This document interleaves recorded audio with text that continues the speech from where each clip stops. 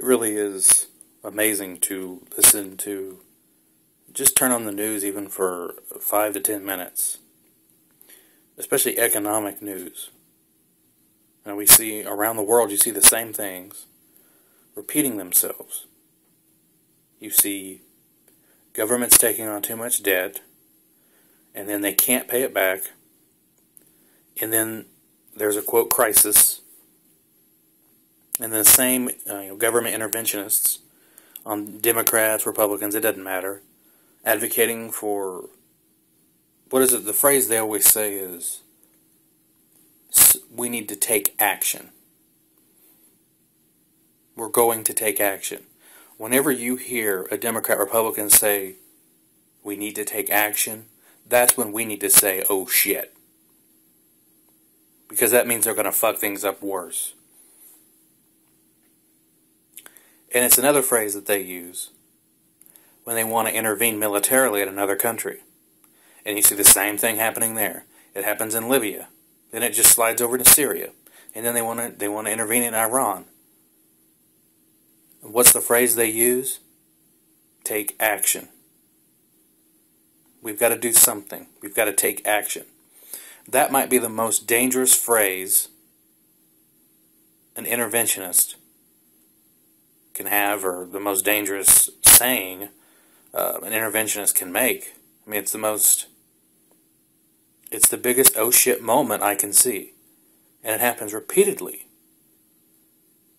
As though the results in Syria, or Libya, excuse me, the results in Libya are somehow beneficial to the United States. Oh, they killed Gaddafi. Okay, what the fuck difference does that make? As a United States citizen, I could care less. Was Gaddafi going to violate my liberty? Destroy my life? Steal my home? Take my money? No, that's the United States government. If I don't do what they say, they're the ones who'll take my home. So it's not about defending liberty. It's about destroying liberty. It's about presenting, quote, democracy. Well, I don't give a fuck about democracy. I care about defending liberty. And ultimately, that's what they seek to do. They try to trick people into making them think that, oh, well, you're for democracy, so that's for freedom. That's the same as freedom. No, it's not. A pure democracy is very dangerous, of course, because a pure democracy means that the majority can wantonly violate the liberty of minorities, as long as they're the majority. And if, in some cases, a minority can violate the liberty of the majority, if the majority are like most stupid Americans and they're completely fucking stupid and not paying attention to what the hell's going on in the world. And they have no idea what's going on. They're completely ignorant and arrogant at the same time. In that situation, minorities can violate the liberty of majorities even. It happens. It's harder to track. It's hard to know that it's happening, but I believe it does happen. And all of this stuff, it just feels to me like the solutions are rather obvious, and it's to not do what the mainstream has been doing. It's to basically reverse everything. So we have a terrorist attack, and the mainstream response is to go to war.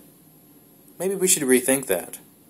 We have a terrorist attack. Why don't we figure out what motivations there are, what costs there are associated with those risks that we're taking, and ask ourselves, is it worth it? To have a grown-up conversation with our 5-year-old population about the risks and the costs associated with policing the world. Because the more the United States polices the world, the more enemies it'll create, and then the more attacks we'll have against us in the form of terrorism. There was a study done on terrorism, and it found that, of course, suicide bombing was motivated predominantly by foreign occupation. So it'd be like, let's say here in the United States, Iran was powerful enough to put cruisers and ships, nuclear submarines all around the United States and punish us if we dared produce nuclear energy. If they told us what we could do and what we couldn't do.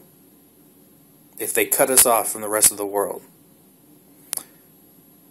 In a sense, in that situation, Iran would be violating our liberty.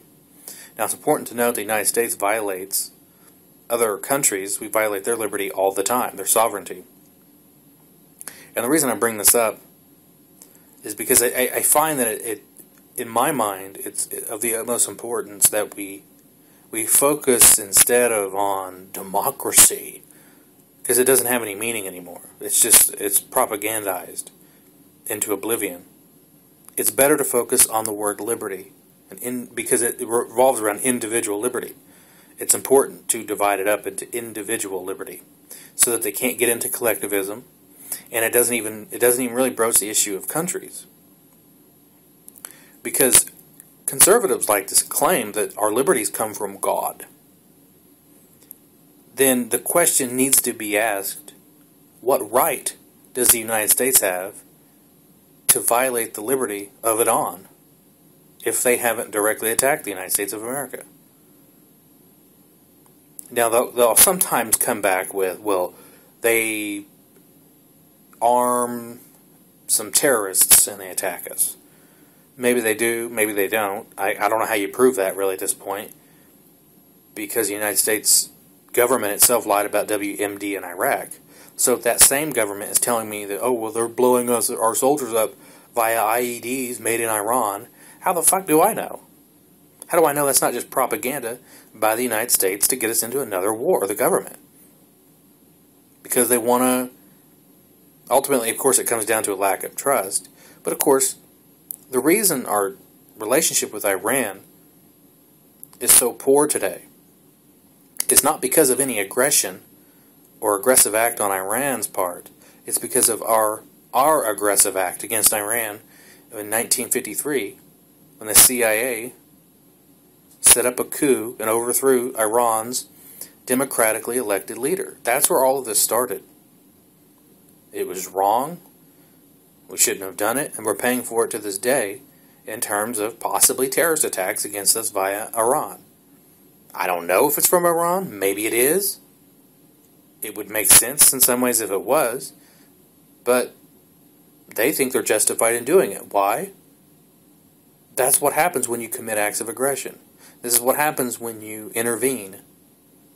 There's always going to be consequences to government intervention, whether it be into the military area, or intervention abroad, or into the economy, or into the healthcare market, monetary system. It doesn't matter. The moment government uses force and violates liberty of peaceful individuals, there's going to be blowback. There's going to be consequences every single time. I was watching a documentary on Netflix, and it was about Ayn Rand, and it's sort of a fascinating thing to me because I'm not entirely sure that. I mean, I didn't come into the liberty movement via Ayn Rand. I got into it because of Congressman Paul. So I view them very differently. I don't think Ayn Rand to me is necessarily the same as Ron Paul, thankfully. But even then, she was dealing with people who they thought she was cruel. And it's sort of ironic that the people who promote government force and theft of minorities thought that Ayn Rand was cruel. And we have these contradictions in the world and in society where those who enable state to use force against peaceful individuals think they're somehow more moral than those who object to it. You know, the person in jail because they couldn't afford to pay their taxes, they're the immoral person. While the person who supports the policies that put that person there, they go to church every Sunday and they're going to heaven. These are the problems we have of society, not just in America, but of the world. It's a dumbing down of the world. It's an ignorance, a stupidity, and it's not based on reading books.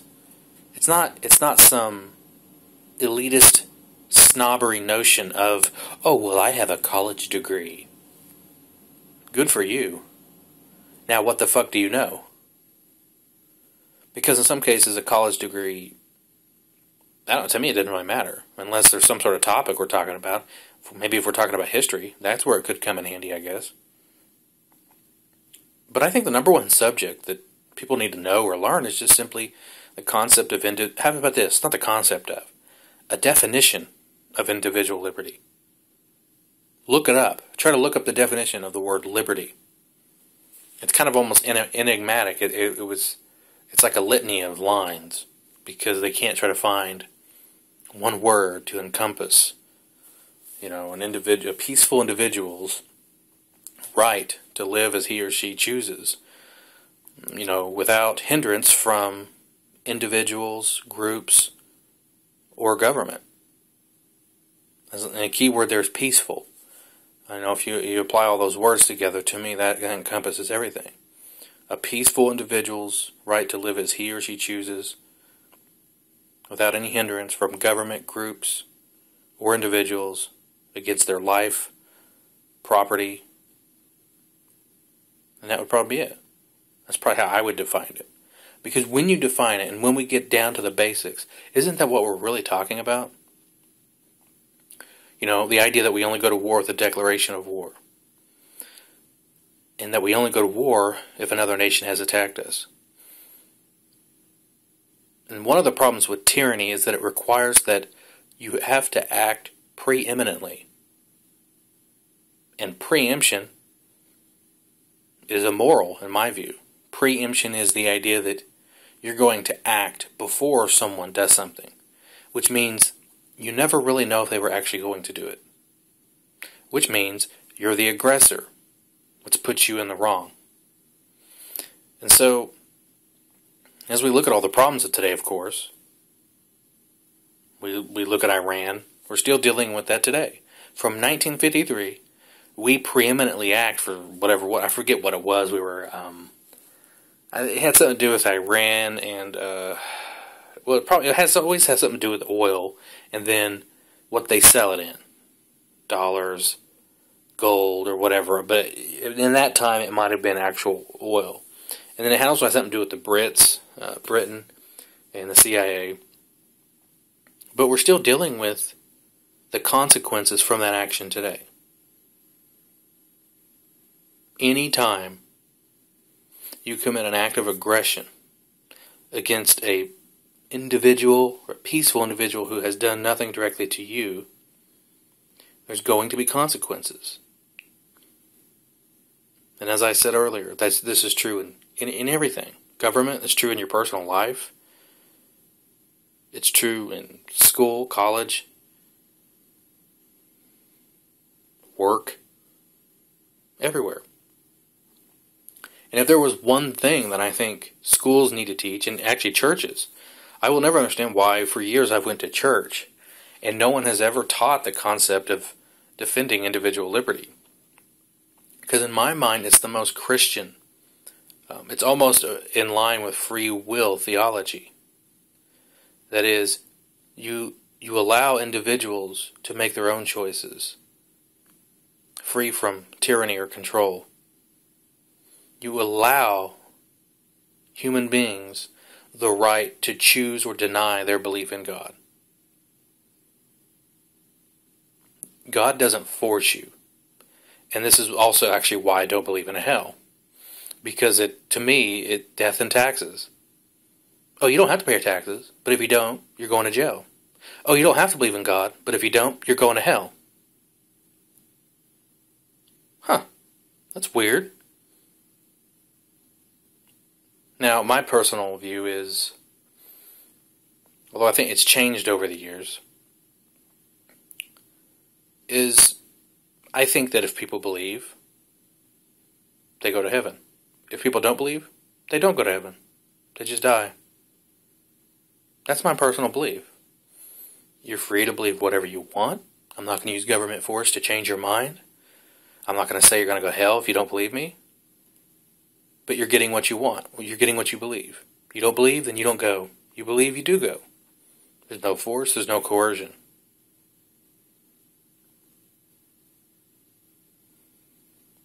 I wish our tax code were like that. You pay, you get services. You don't pay, you don't get any services. That would be better than what we've got today. Oh, man, that's funny. But I just wish churches would talk about these issues more. It really astounds me because ultimately it's not political. And when I say politics, I mean like choosing a candidate from the pew. That's not at all what I'm advocating for. And even if they did, so what? I've never understood why people make such a big deal about it, even if they did. But I don't advocate that, government, we should pick candidates, because that's where you get into the problems. But the pursuit of the defense of individual liberty, of our liberties, our freedoms, our rights, is the most Christian thing we can do. And it's the most unifying thing we can do. Except, of course, for the tyrants among us. But in most cases, the tyrants are people who probably have emotional or mental problems and are already unstable to begin with. The problem is, that's probably most of Americans. Or most people throughout the world probably have emotional and mental issues and things they don't, everyone needs to see a shrink, basically. I mean, look at the United States and our role in our relationship with Iran. There's a mental defect right there. Look at 9/11. Who was it? Chalmers Johnson, who wrote the book on blowback. He could not have put it any clearer when he said that blowback is the unintended consequences of American conquest or American empire or American intervention overseas that the American people are not made aware of. So that when the attacks come, they're not able to put it into proper context. So then they come up with things like, why are they attacking us? The American people, because of their ignorance, think that this is a totally unprovoked attack. And that's why you get unhinged thinking. They're basing it off of a false foundation, I guess you could say. They hate us because we're rich and we're free. That's where that comes from, because they don't know any better. There's no context. There's no history to back it up. And if you were to question a Republican about this, and your goal should just be to get them to admit that they did not know that we overthrew their democratically elected leader in 1953. A lot of times, political whores, people who get involved in identity politics, they get stuck in defending the name, they get stuck in defending the idea that they don't like the other party. And they've got all this material just sacked up for bullshit arguments. Yeah, well, your guy does this too. Your guy does this, your guy does this. You want to weed through all that. You want to brush all that aside. Don't get involved with names and people. Get involved with history and events, and get them to acknowledge whether or not they agree that these events happened, whether they knew about them or not. Get them to admit that they did not know about it. And that's when you can see true change, because they will start to think. They'll use logic. Well, I wasn't aware of that. Let it set in. Let it ruminate. I wasn't aware that we started it. I think then you can start to see change. And I wish that we had a presidential candidate that I could support. At this point, it doesn't look like I'm going to have one, other than Gary Johnson, and even him I don't agree with on everything. I don't know. I mean, Gary Johnson, supposedly he agrees with, humanitarian war, which it is kind of a tough one from a moral standpoint. We all want to, help people. But, of course, my instincts tell me that, well, when you go to war, in a humanitarian war, what's going to happen? You're picking sides, and people are going to die. So automatically, to me, it's hypocritical, or it's contradictory. I'm going to go to war to stop deaths. Okay. That makes sense. You're going to go to war to stop deaths from occurring. See how that works. So anyways, this video went 20 minutes. It's not really a video, it's just audio of me blathering. I was watching Ron Paul's speech down in Florida. Kind of depressing. I don't know, I think it's time, though, for the movement to maybe change a little bit. Ron Paul has done a brilliant job of building his foot soldiers, the base, the foundation. But I firmly believe that the movement has to expand beyond people who are already natural libertarians. And the party, the movement, needs to grow and to get both left and right libertarians together. So these are people who are not going to agree on everything. And that's okay. It doesn't mean we're co-intelligence operators from the CIA. It just means everyone kind of comes at it from their own different perspectives. But it's fine as long as we follow the broad tenets of defending individual liberty. I'm going to have my disagreements on some of the, more minor issues. But, as long as we can agree on things like, only going to war with a declaration of war, and after we've been attacked, not supporting a police state, ending the federal drug war, let states do whatever they want with it, limited government, which exists to solely defend the individual liberty of the minority. And of course the majority too, but got to be explicit these days. That's generally what we should seek. And I don't even see what's so divisive about this stuff. I mean, can you imagine a presidential candidate? I just kind of sometimes wonder if our movement wouldn't be better off just simply running against Mitt Romney and Barack Obama. If you're Gary Johnson, I would run specifically against them. Every answer, every question you get, and every answer you give should always combine Mitt Romney and Barack Obama together, because their responses and their beliefs are largely going to be one and the same. So if someone asks Gary Johnson, you would advise us to withdraw our troops from around the world, what would then happen if all those nations, started fighting or warring? That's when you could turn around and say, well, in case you haven't noticed, those nations, largely, a lot of them are still fighting. The disagreements are still there. If we leave today, maybe they will start fighting. But that just means that those disagreements were never solved. They were never resolved. Furthermore, look at Libya, Syria. It just continues. What was it, Darfur? They didn't care too much about Darfur, did they? I wonder why that is. But more importantly than all that is the cost associated with it. Mitt Romney, Barack Obama, their foreign policy will just continually bankrupt us.